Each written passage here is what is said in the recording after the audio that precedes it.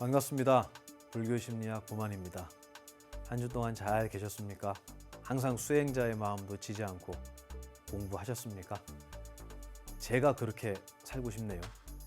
여기저기 불려다니고 무언가를 전한다는 핑계로 제 공부에 소홀히 하고 있진 않은지 요즘 참 많이 돌아보게 됩니다.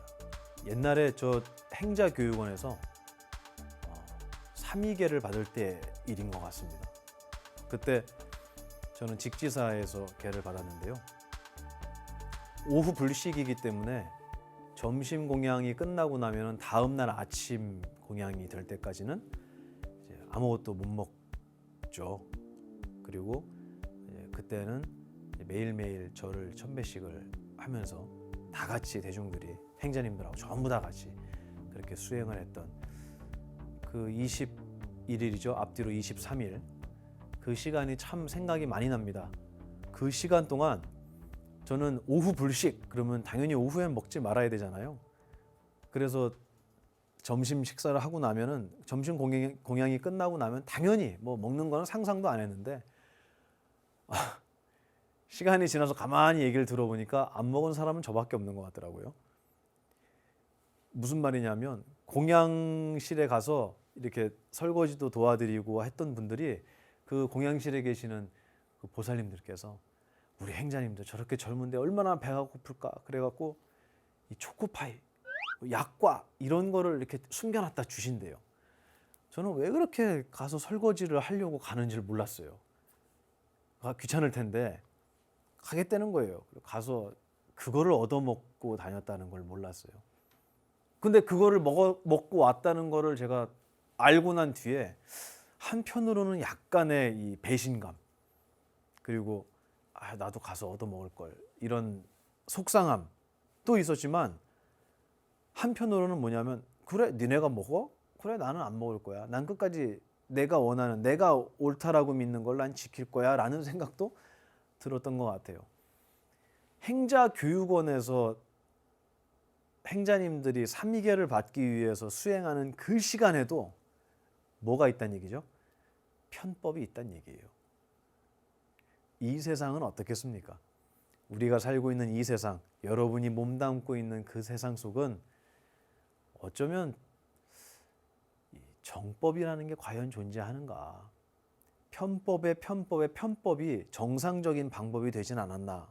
이런 생각을 참 많이 하게 되는 요즘입니다.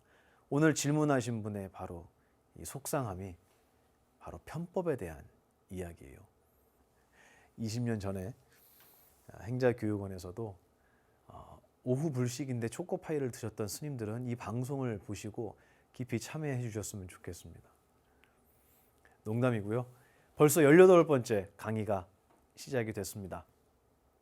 오늘 질문해 주신 분도 안타까움과 속상함을 다 갖고 계신 것 같아요. 굉장히 정직하게 사시려고 노력하신 분 같은데요. 질문 한번 같이 읽어보고 어떤 마음이신지, 여러분 공감이 되시는지 한번 보겠습니다.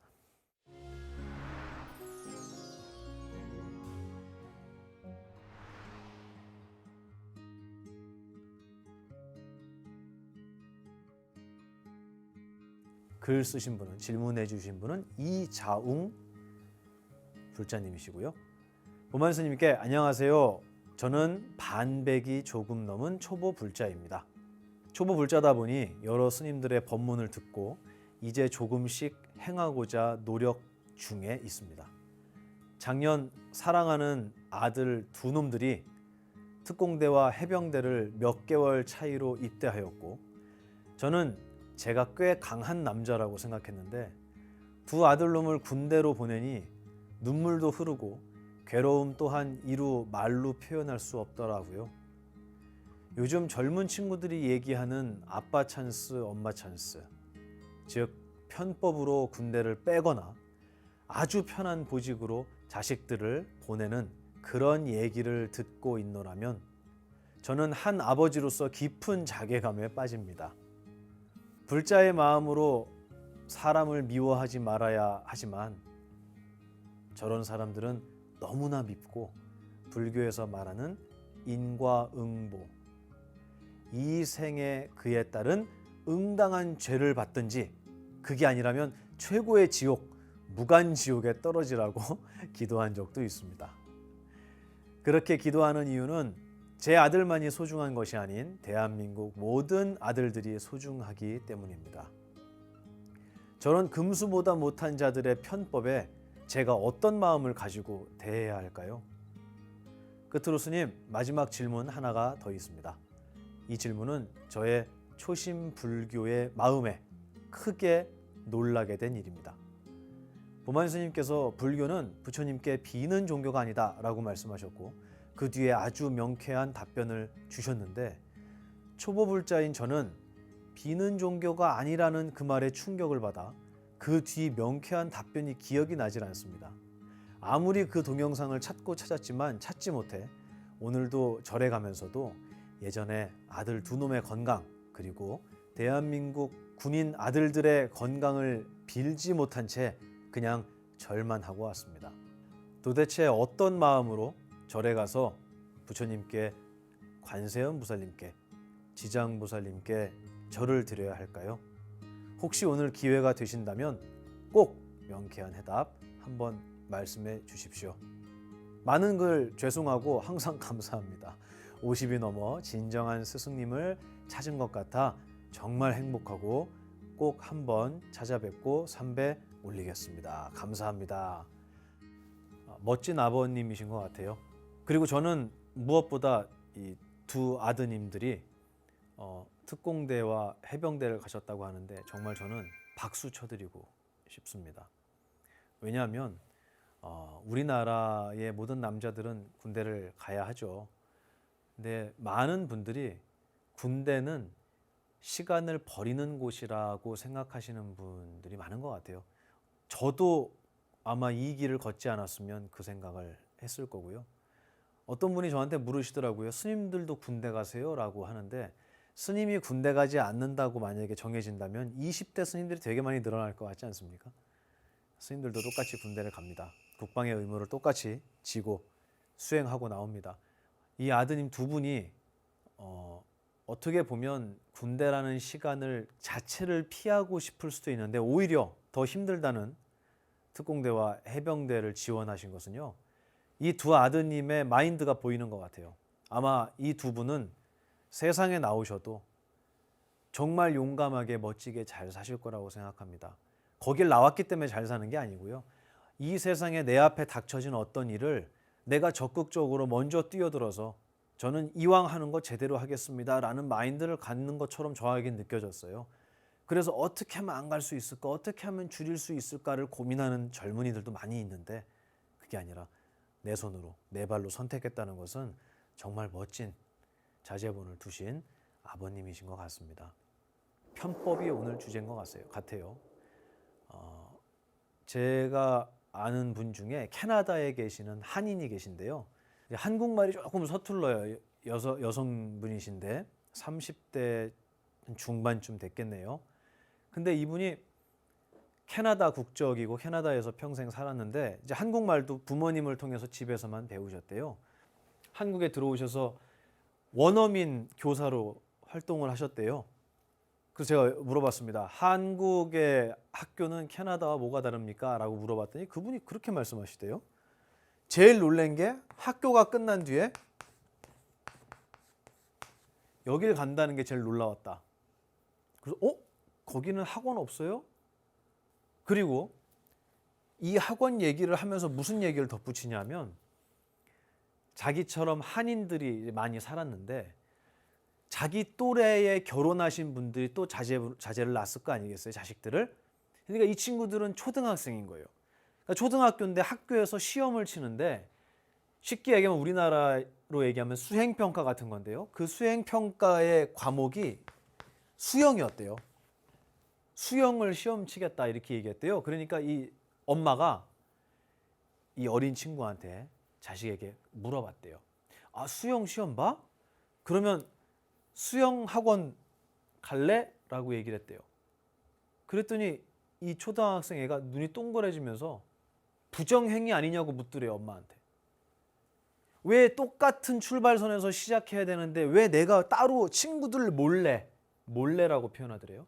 친구들은 다 안 다니는데 나는 친구들 몰래 수영을 학원에서 미리 배워서 가야죠. 그러면 나 부정행위하는 거 아니에요? 라고 묻더라는 거예요.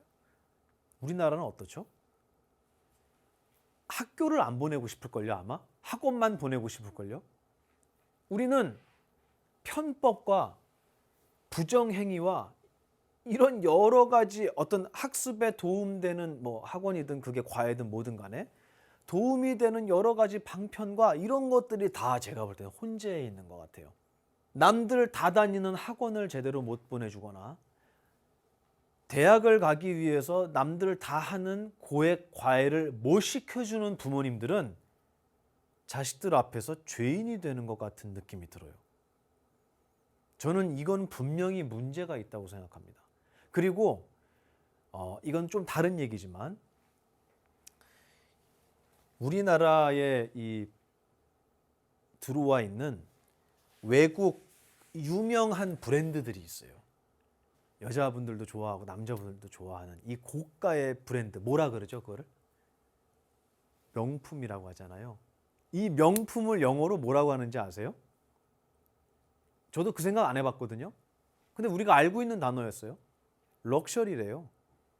근데 럭셔리를 한 저게 영어 사전에서 찾으면 뭐라고 번역이 됩니까?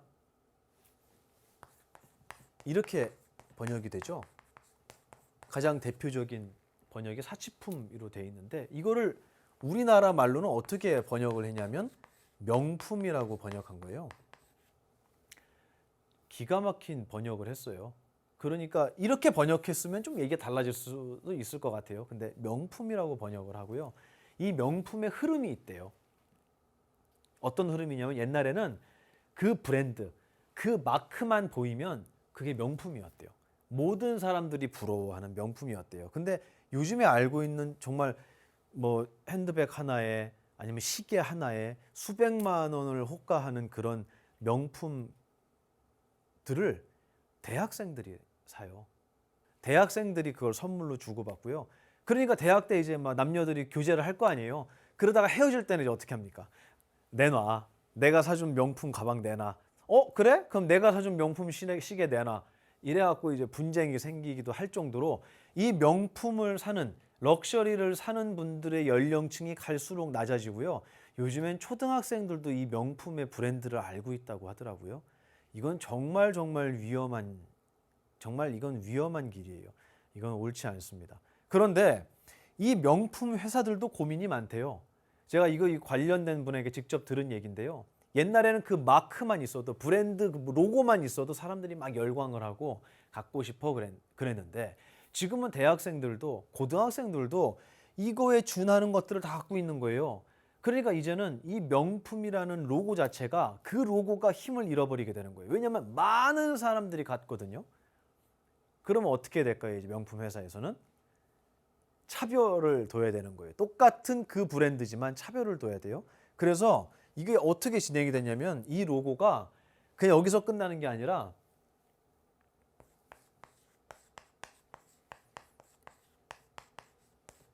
스페셜 에디션을 만들게 된대요. 한정판을 만들게 된대요. 그러면 그 로고가 붙은 것 중에 또 유니크한 어떤 한정판이 만들어지고요. 근데 이것도 다 사들라는 거예요. 그럼 이제 어디로 가야겠습니까? 이제는 여기로 갑니다.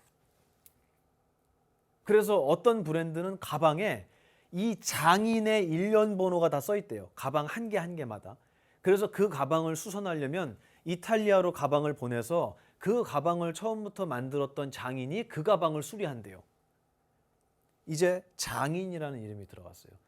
수작업이라는 이름이 들어갔어요. 계속해서 무언가 차별화를 두는 거예요. 그리고 나서 이것도 너도 나도 다 갖게 되는 거예요. 그럼 이제 어떻게 되는지 아세요? 이제는 누가 들었던 이 붙는데요. 과연 이게 언제 끝날까요? 우리는 언제까지 사야 될까요? 나만 갖고 있던 거는 별거 아니에요. 나만 갖고 있을 땐 대단한 거였는데 시간이 지나니까 너도 갖고 쟤도 갖고 다 갖다 보니까 가치가 떨어지는 거예요. 그러니까 이 회사에서는 점점 더 차별화된 무언가를 원하고요. 우리는 거기에 계속해서 끌려다니고 있는 건 아닌지 모르겠어요. 제가 이 얘기를 왜 하느냐. 모든 대한민국의 고등학생이 대학생이 되잖아요. 그러면 대학이 대학일까요?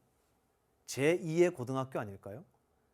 그러니 모든 이들이 대학을 가려고 하고 대다수의 고등학생들이 대학을 입시를 해서 대학을 가다 보니까 이제는 대한민국의 대학은 대학이 아니게 됐어요. 그럼 어떻게 해야 될까요, 이제? 유학 가야죠. 근데 유학도 되게 많이 가요. 그러면 이제 유학도 아무 데로나 보내면 안 되는 거예요. 과연 우리에게 쉬는 날은 언제 올까요? 이거는 과연 경쟁일까요? 탐욕일까요? 저는 한번 돌아봤으면 좋겠어요. 그냥 옛날에 그 로고가 붙어있는 가방 하나만 얻었어도 그렇게 기뻤는데 이 가방을 제도 갖게 되면 이제 시장 바구니밖에 안 되는 거예요. 과연 우리에게 행복과 만족이라는 건 어디서 올 것이냐. 그러다 보니까 많은 사람들이 내가 가지고 있는 것에 대한 행복을 잃어버리게 된다는 거예요. 저는 이 얘기를 오늘 왜 하냐면 질문자께서 질문의 핵심은 저놈들 이 편법을 사용하는 저 나쁜 놈들을 어떻게 바라봐야겠습니까? 라는 질문 때문이에요. 그런데 제가 그런 말씀을 하시는 분도 들었어요. 대한민국 사람들이 훨씬 더 공정과 평등에 예민하대요. 그 느끼십니까? 똑같은 왜 쟤는 되고 나는 안 돼? 라는 것을 굉장히 문제시하고요. 그것에 대해서 참지 못한다라는 얘기를 하신 분이 있었어요. 그래서 우리나라가 아닌 나라에서는요. 누군가 부자를 보면은 저 사람은 원래 부자야. 그러니까 부자니까 저 동네 살아. 그러니까 저런 차를 타고 저렇게 살아. 근데 그게 나하고 무슨 상관 있지? 이 마인드를 얘기하는 분이 되게 많아요. 모두가 부자여야만 합니까? 아니에요. 그리고 부자는 행복합니까? 아니에요. 근데 우리는 나랑 똑같은 초등학교, 고등학교를 나오고 대학을 나온 저 친구가 연봉이 1억이면 나도 1억이어야 돼요. 9천만 원이면 나는 불행한 사람이 되는 거예요. 비교하는 거. 저는 이 편법에 대한 것도 우리의 견해를 조금 바꿨으면 좋겠어요. 물론 이 편법을 통해서 내가 뿌리지 않은 결과를 얻으려고 하는 분들의 마인드는 분명히 잘못됐습니다. 그리고 얻을 수 없습니다. 그런 법칙은 없어요.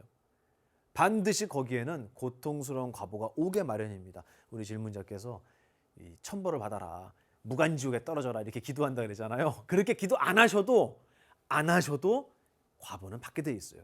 근데 저는 어떤 말씀을 드리고 싶으냐면 저놈들을 어떻게 처단하지? 저 나쁜 놈들을 우리가 과연 어떻게 보복하지? 어떻게 골탕 먹이고 불행하게 만들지를 생각하기보다는 모두가 부자여야 되는가? 모두가 인류대학을 가야 되고 남들이 뛴다고 나도 뛰어야 되는가? 그렇지 않다는 거예요. 스님 그러면 내 자식들을 불행하게 만드는 거 아닙니까? 아니라는 얘기예요. 그 얘기를 드리고 싶었어요. 그 얘기에 대한 해답이 어디 나와 있느냐? 불경에 나와 있더라. 그 말씀을 드리고 싶었습니다. 오늘 제가 인용하려는 경전은요. 아주 유명한 경전이에요. 추료경이라는 경전입니다.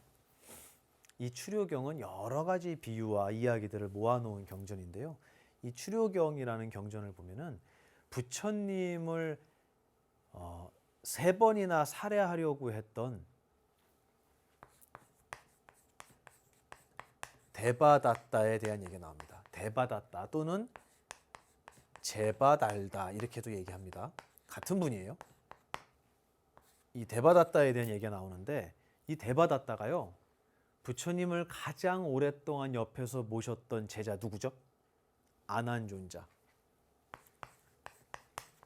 아난존자의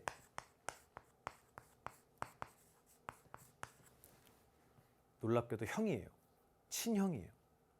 그래서 형은 부처님을 3번이나 살해하려고 했고요. 동생은 부처님을 가장 오래 시봉하고 결국 마지막에는 부처님께서 열반하신 후에 당신의 가르침을 엄청난 기억력으로 암송해서 지금 2600년 뒤에 우리 손에까지 부처님의 경전이 닿을 수 있도록 하셨던 1등 공신이에요. 아난존자. 이렇게 달라요. 형제인데. 근데 이 대받았다가 부처님을 살해하려고 처음부터 스님이 된 건 아니었어요. 이 스님 출가하셨던 분이거든요. 출가하자마자 난 저 석가모니 저 인간을 죽여야지 이렇게 한 게 아니에요. 마음속에 불만이 쌓이고 쌓이다가 결국은 그렇게 된 거예요. 근데 왜 쌓였느냐? 왜 쌓였느냐? 이 대받았다가 부처님께 요구한 게 있었어요. 근데 그 요구가 5가지 요구를 했다고 하는데 제가 뭐 그걸 다 설명드리긴 그렇고 내용은 그거예요. 부처님, 당신께서 정해놓은 계율은 번복하시면 안 되지 않습니까? 라는 얘기를 한 거예요. 이 대받았다는 원칙주의자, 원리주의자였던 것 같아요. 우리들처럼요. 그래서 아니 똑같이 수능 치고 똑같이 수시 원서 놓고 똑같이 해야지 뭔 추천이야 갑자기? 무슨 추천 입시가 그런 게 어딨어? 추천 전형이 어딨어? 말도 안 돼. 예외는 있어서는 안 됩니다. 라고 주장했던 대받았다의 아주 이 냉철한 어떤 기준, 그것을 부처님께서는 항상 꾸짖으셨어요. 근데 결국은 대받았다가 반역을 일으키죠. 그래서 나 저 인간 밑에서 나 공부 안 해 라고 얘기해갖고요. 그때 부처님의 제자들 승단의 절반이, 어떤 데는 절반 이상이라고 하는 데도 있어요. 저는 절반 이상일 것 같아요. 절반 이상이 이 대받았다의 봉기에 동의해요. 그래서 이 대받았다가 나가서 부처님이 아닌 자기가 스승이 되고요. 자기의 승단을 만드는데 수많은 스님들이 따라 나갑니다. 그 얘기는 무슨 말이에요? 석가모니 부처님께서 하셨던 그런 결정들, 그런 말씀들이 이건 맞지 않아. 나는 대받았다가 얘기하는 원리 원칙주의가 훨씬 더 맞다고 생각해. 수행자라면 그렇게 해야지. 라는 당위를 갖고 있었던 거예요. 그래서 이 대받았다를 따라서 대중들이 다 쪼개져서 우르르 나가게 된다고 합니다. 그리고 나서의 얘기가 출유경에 나와요. 뭐라고 나오냐면 부처님 제자가 이야기를 합니다. 부처님, 제가요 이번에 탁발 나갔다가 소문을 들었는데요. 그 대받았다 있잖아요. 그 왼수 같은 놈 그거. 그 대받았다가 부처님 배신하고 나가갖고 쉽게 얘기하면은 자회사를 차린 거예요. 아시죠? 어떤 의미인지. 그래갖고 여기서 배운 노하우 갖고 나가고 여기서 거래하던 거래처 사람들 다 데리고 나가갖고요. 자기가 독립한다고 사업체를 만들었대요. 그런데 이 대받았다가요. 국왕의 총애를 받네요. 그래서 매일매일 500개 분량의 경에 이렇게 나와요. 500개 분량의 가마솥을 걸고 밥을 얻어먹는다는 거예요. 호의호식한다라는 거예요. 당신을 배신하고 나갔던 저 대받았다가 호의호식을 하고 잘 산다고 합니다. 라고 얘기를 한 거예요. 그러니까 부처님께서 뭐라고 말씀하시냐면 그것은 결코 행복한 일이 아니다. 그거는 잘된 일이 아니다. 이런 말씀을 하세요. 지금은 많은 사람들이 이 대받았다의 이야기에 현혹돼서 나가지만 여기에는 진실이 있을 수 없다라는 설명을 하세요. 하지만 우리의 눈에는 어떻게 보여요? 이렇게 보이는 거예요. 잘 사는 것처럼 보이는 거예요. 근데 정말로 진실한 가르침은 어디에 있었냐면 부처님한테 있었던 거예요. 부처님은 어떻게 사셨는데요? 밥을 굶으셨잖아요. 탁발하셨잖아요. 집집마다. 그렇게 안 하고 주는 밥 먹고 떵떵거리고 잘 사는 저 스님네들이 훨씬 낫지 않겠습니까? 부처님 밑에서 고생하느니? 라고 얘기했는데 부처님은 그렇지 않다. 눈에 보이는 것이 전부가 아니다. 라고 제자를 타이르시는 장면이 이 출유경에 나와요. 그리고 제가 또 하나의 경전을 가지고 왔어요. 뭐냐면 자바함경이에요. 자바함경의 얘기예요. 여기에 뭐가 나오냐면요. 부처님께서 탁발을 가신 거예요. 이렇게 지원해 주는 데가 없어요. 부처님은. 그러니까 지금도 그렇잖아요. 지금도 이 보만 스님은 다 쓰러져가는 판넬집에 살아요. 샌드위치 판넬. 도각사는 요즘에는 허가도 안 나와요. 그게 도각사는 벽이 7cm예요. 7cm면 요만하죠. 샌드위치 판넬 요만한 7cm짜리 이거 요즘에 허가도 안 나온다니까요. 이런 샌드위치 판넬로 법당을 짓고 살고 있어요. 근데 야, 멋있는 절 많더라고요. 가서 보면 으리으리해요. 와, 이게 도대체 얼마짜리야? 근데 그 돈이 스님한테 있는 걸까요? 아니죠. 많은 분들의 염원으로 만들어진 거예요. 저는 그걸 나쁘다고 생각하진 않아요. 반드시 필요합니다. 하지만 제가 어떤 부분을 지적하고 싶으냐면, 그런 법당에는 올바른 법이 있다고 생각한다면, 만약에 눈에 보이는 법당이 화려하고 으리으리하다고 해서, 평수가 크고 규모가 크다고 해서 훌륭한 법이 있을 거라고 생각한다면 큰 착각입니다. 이 부처님의 진실은 법당에 있는 게 아니에요. 샌드위치 판넬에는 없고 기와집에는 있는 게 아니고요. 반대로 기와집에는 없고 샌드위치 판넬로 지은 법당에는 있다라고 얘기하는 것도 아닙니다. 제가 얘기하는 건 뭐냐면, 우리가 알고 있는, 우리가 귀하다고 생각하는 가치로는 이 부처님의 가르침을 절대로 찾아낼 수 없다라는 거예요. 그래서 금강경에도 나오죠. 야기색견화, 이음성구화, 시인행사도 불능견열애. 이게 뭐냐면, 색이나 색깔, 소리 이런 것들로 나를 찾으려고 한다면 이 사람은 삿된 길을 걷는 거기 때문에, 올바른 수행이 아니기 때문에 절대로 열애를 볼 수 없을 것이다. 열애는 뭘 얘기하냐면 이 세상의 법칙을 이야기합니다. 열애를 볼 수 없다. 나무는 눈에 보여요. 근데 이 나무를 자라게 하는, 조금 있으면 벚꽃도 피고 새싹도 올리게 될 이 나무, 살아있는 나무, 그 힘, 나무의 꽃을 피우게 만드는 법칙은 보입니까? 안 보입니까? 안 보여요. 그건 눈에 보이는 게 아니에요.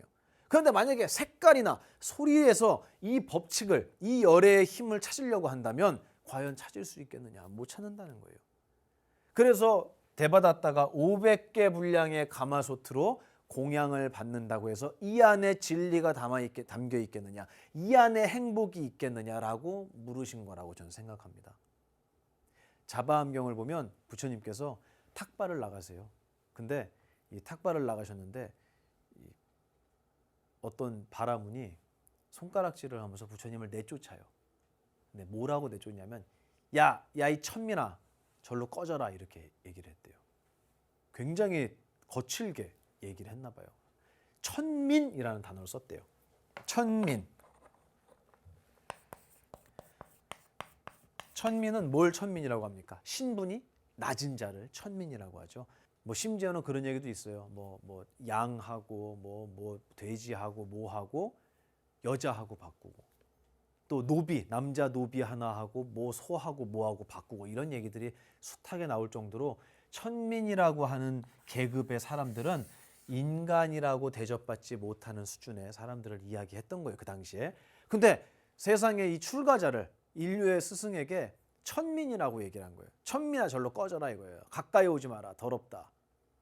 그랬더니 부처님께서 천민의 정의를 내려주셨어요. 너는 천민이 무엇인지 아느냐?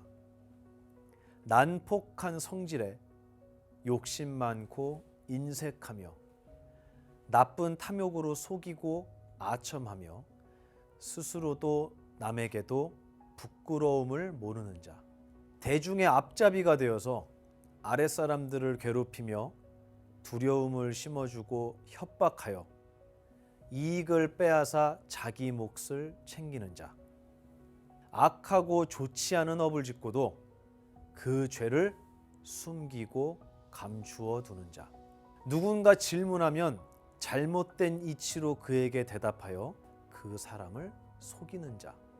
이 세상은 진실로 공하여 가질 수 있는 것이 없는데도 지혜로운 사람을 업신여겨 헐뜯고 어리석은 사람들이 맞다고 말하는 자, 스스로 여러 가지 죄를 짓고서 그 허물을 남에게 덮어 씌우고 거짓말로 결백한 사람을 비방하는 자, 이전에 그 사람의 은혜를 입고도 은혜 갚을 생각이 전혀 없는 자, 그리고 사문이나 혹은 바라문들이 법답게 찾아와 걸식할 때에 이렇게 화를 내며 주지 않는 자, 바로 이런 자들을 천민이라고 한다라고 말씀하셨습니다.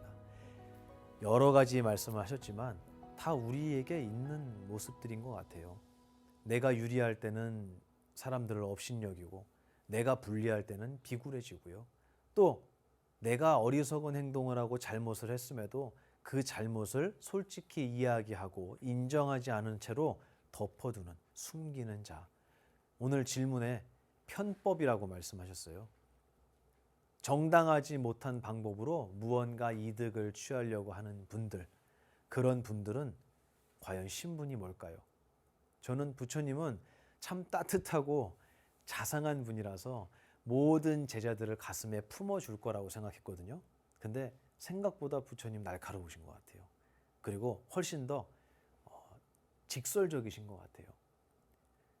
바로 너 같은 놈을 천민이라고 한다라고 바라문에게 가르침을 주셨습니다. 부처님께 아이고 우리 두 아들놈 가서 고생할 텐데 가서 건강하게 잘 군대 생활하고 제대하기를 기도합니다. 또 대한민국의 모든 이 국방의 의무를 수행하고 계시는 우리 군인들 모두 건강하게 사고 없이 제대하시기 바랍니다.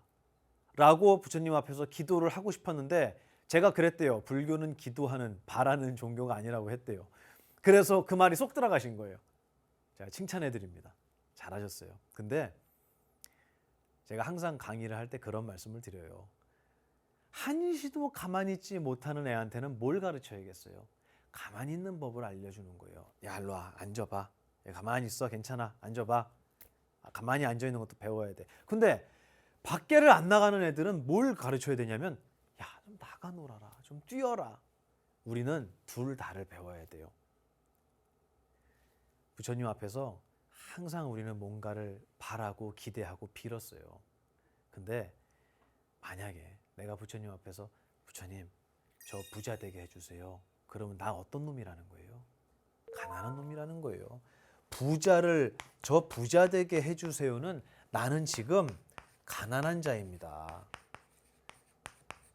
라는 것을 내가 기억시키고 있잖아요. 이건 정말 우리가 알지 못하는 사이에 우리의 기억 속에 나라는 것이 만들어지고 있다는 거예요. 그래서 누군가를 부러워하잖아요. 부러워하면 그 사람보다 내가 못났다라는 것을 내가 인정하고 있는 거예요. 부처님은 위가 없잖아요. 그래서 열의 시포, 부처님을 부르는 10가지 이름 중에 무상사가 있습니다. 무상사, 위가 없는 분이라고. 더 이상 바랄 게 없고 부러운 게 없는 분이에요. 다 가지신 분이에요. 구족된 분이에요. 바로 그 경치를, 바로 그 견해를 우리에게 주시려고 하는데 그 말씀을 해주시는 분 앞에 엎드려서 저 부자 되게 해주세요는 저 가난한 놈입니다 라고 인정하는 거예요. 그 얘기를 제가 한 이유는 바로 스스로가 어리석어지는 길로 가고 있기 때문에 제가 그 부분을 말씀드린 거지. 부처님 앞에서 부처님 제 아들 이 두 놈 잘 제대하게 잘 돌봐주십시오 하는 거를 하지 말라고 말씀드리는 거 아니에요. 그 반대를 설명해 드릴 뿐이에요. 저도 그렇게 합니다. 저도 해요. 또 우리 새해 보면은 인사하잖아요. 뭐라고요? 새해 복 많이 받으십시오. 그럼 많이 받습니까? 내가 물어볼게요. 많이 받아요 그러면? 새해 복 많이 받으세요. 그럼 진짜 막 복이 막 쏟아져요? 아니잖아요. 근데도 그 얘기 들으면 어때요? 기분 좋은 거예요. 그리고 그게 상대방을 위하는 인사예요. 나쁜 일이 아니에요. 근데 우리는 그게 갑자기 진지해지는 거예요. 새해 복 많이 받으세요를 10번 하면 진짜로 로또에 복권 당첨이 된대. 이렇게 생각하면 그 사람만큼 어리석은 사람이 어디 있겠어요. 그런 의미에서 본다면 내가 부족하고 내가 얻고 싶은 나의 욕망, 나의 욕심을 채우기 위해서 부처님 앞에 엎드려서 그것을 감히 부처님에게 기도한다면 그건 진지함이 들어가 있잖아요. 그건 이제 웃지 못할 일인 거예요. 그건 웃어서는 안 되는 거예요. 그러면 제가 얘기하죠. 그거는 맞지 않습니다. 그렇게 기도한다고 그렇게 한다고 씨앗을 안 심었는데 열매가 맺히겠냐고. 그렇지 않습니다. 라고 저는 말씀드릴 거예요. 그 얘기를 들으셨나 봐요. 그래서 아드님들의 건강도 못 빌었다고 하시는데 제가 대신 빌어드릴게요. 우리 대한민국의 모든 군 장병 여러분의 건강과 그리고 무사히 제대해서 세상에 큰 기둥이 되시기를 제가 부처님께 진심으로 기도합니다. 제가 기도할게요. 괜찮습니다. 가서 모든 이들을 위해서 기도하세요. 괜찮습니다. 하지만 나를 위해서, 나의 욕심을 위해서. 아까 그랬잖아요. 저놈 무간지옥 떨어지라고 기도하지 마시고요. 또 나 부족하니까, 나 가난한 놈이니까 부자 되게 해달라고 이런 기도하지 마시고요. 우리의 기도를 조금 더 키워보자고요. 그래서 제가 전에도 그런 말씀 드린 적이 있는데, 저한테 이 봉투에다가 5만 원인가 이렇게 넣어서 저를 주셨어요. 어떤 분이. 그러면서 스님, 오늘 제 아들 생일인데요. 제 아들 위해서 기도 좀 해주세요. 그러면서 이렇게 봉투에 돈을 넣어서 주시는 거예요. 기도비를 주시는 거예요. 그래서 제가 뭐라고 했냐면, 보살님, 우리 조금만 기도의 크기를, 범위를 조금만 넓히면 어떨까요? 제 아들 생일이니까 제 아들 위해서 기도해 주세요가 아니라, 스님, 오늘 제 아들 생일인데요. 이 세상에 부모가 없이 정말 외롭게 사는 청년들이 정말 많은데, 그 어렵고 외로운 청년들을 위해서 기도해 주세요 라고 하면 어떻겠습니까? 라고 얘기했어요. 제가 똑같아요. 기도비 똑같이 내고요. 스님께 기도를 똑같이 부탁드렸고요. 내 간절한 원을 스님께 표현했어요. 하지만 그 내용이 다르죠. 내 자식을 위해서, 아니면 나를 위해서, 우리 가족만을 위해서가 아니라 조금만 넓히면은 옆집도 제 가족이고요. 내 눈앞에 있는 모든 분들, 내 세상에 들어온 모든 분들이 나의 가족이에요. 그래서 우리는 윤회하지 않습니까? 그러면 전생의 내 부모님, 그 전생의 부모님, 그리고 우리 형제 자매들, 내가 놓고 떠났던 내 자식들, 과연 우리가 몇 년을 살고 몇 생을 살았겠어요? 그렇게 따지면 온 세상 중생들이 다 우리의 가족이라는 거예요. 그런 눈을 갖지 않고 지금 내 눈앞에 보이고 내 귀 앞에 들리는 색깔과 소리, 다시 얘기해서 내 코앞에 있는 가족들, 내 거라는 것을 고집한다는 것은 금강경에 나왔다고 했잖아요. 사도를 걷는 거예요. 시인 행사도, 사도를 행하는 겁니다. 이거는 삿대다는 건 나쁜 게 아니고 작다는 얘기예요. 사소하다는 거예요. 그런 것들을 우리는 구하려고 하지 말고요. 조금 더 큰 마음을 내서 정말 온 세상의 중생을 위해서 기도하셨으면 좋겠어요. 오늘 질문하신 분께서 편법에 대한 얘기를 하셨는데, 답을 다 알고 계세요. 인과응보의 법칙으로 반드시 그것에 대한 과보를 받습니다. 그리고 내가 원래는 이렇게 해야 되는데 내가 편법을 써서 옆으로 가서 이렇게 해갖고 성공했어 라는 기억, 누구한테 들어가죠? 본인한테 들어가요. 그리고 내 자식을 그렇게 해서 대학에 입학을 시키든 회사에 취직을 시켰어요. 자식이 그거 알아요, 몰라요? 알죠. 그러면 나에게만 더러운 업이 쌓이는 게 아니라 자식에게도 그 업을 심어준 거예요. 역시 자식에게도 그 씨앗이 심어졌기 때문에 거기에 대한 열매가 맺혀서 돌아올 겁니다. 절대로 그것은 자제분들을 위한 일이 아니라는 거 제가 분명히 말씀드립니다. 마음 놓으세요. 괜찮아요. 절대로 미워하지 마시고 안타깝게 생각하셨으면 좋겠어요. 그리고 제가 마지막으로 부탁드리고 싶은 게 하나 있습니다. 오늘 이 얘기 꼭 해드리고 싶었어요. 대받았다가 나가서 호의호식한다고 했을 때 부처님께서 뭐라고 말씀하셨냐면, 눈에는 저게 훌륭해 보이고 부러워 보이겠지만 마치 어떤 사람이 산에 가서 대들보로 쓸 나무 기둥을 구하려고 산에 들어가 놓고 가지와 이파리만 산더미같이 지고 나오는 격이다라고 표현하셨어요. 다시 얘기해서 우리가 정직하게 살고요, 인과의 법칙을 분명하게 믿고 코앞의 이익을 위해 내 양심을 팔지 않는 수행자의 자존심을 지키고 사는 것, 이것은 자랑스러운 일입니다. 못난 일이 아니에요. 남들은 다 뒤에서 별짓을 다 해서 자식들에게 뭔가 아빠 찬스, 엄마 찬스, 무슨 찬스를 다 써서라도 자식을 그렇게 만들고 싶어하는 사람들 속에서 자제분들에게 나는 그럴 수 없어. 나는 너희들에게 그런 기억을 심어줄 수 없고, 아빠는, 엄마는 너희들에게 부끄럽지 않은 부모로 죽을 때까지 남을 거야 라는 이야기를 해주는 용감한 수행자들이 되시기를 저는 간절히 바랍니다. 부러워하지 마세요. 그거 절대로 행복한 길이 될 수 없습니다. 용기 내서 질문해 주신 거 정말 감사하고, 특공대 해병대 보내신 아버님 정말 제가 칭찬해드리고 훌륭하시다. 정말 제가 감사합니다. 피하지 않는 법을 알려주신 거예요. 그리고 저에게 공부해서 부처님 법은 비는 종교가 비는 것이 아니다라고 배웠다고 해서 부처님 전에서 차마 자식들의 기도를 하지 못하셨던 그 마음도 저는 정말 훌륭하다라고 칭찬드리고 싶어요. 제가 뵙지는 못했지만 그 용감한 마음 잘 이어가셔서요. 정말 이 세상에 내 자식들의 아버지가 아니라 세상의 아버지가 되시는 그런 멋진 불자로 거듭나시길 진심으로 바랍니다. 저는 이 질문에 답이 다 들어있고요. 제가 더 해드릴 얘기가 없을 만큼 훌륭하게 멋지게 공부하고 계세요. 그런데 나만 그렇게 살고 있지 온 세상은 그렇지 않기 때문에 이 질문을 하신 것 같아요. 저는 온 세상이 그렇게 될 수 있도록 저는 가능성이 있다고 생각하는 사람이에요.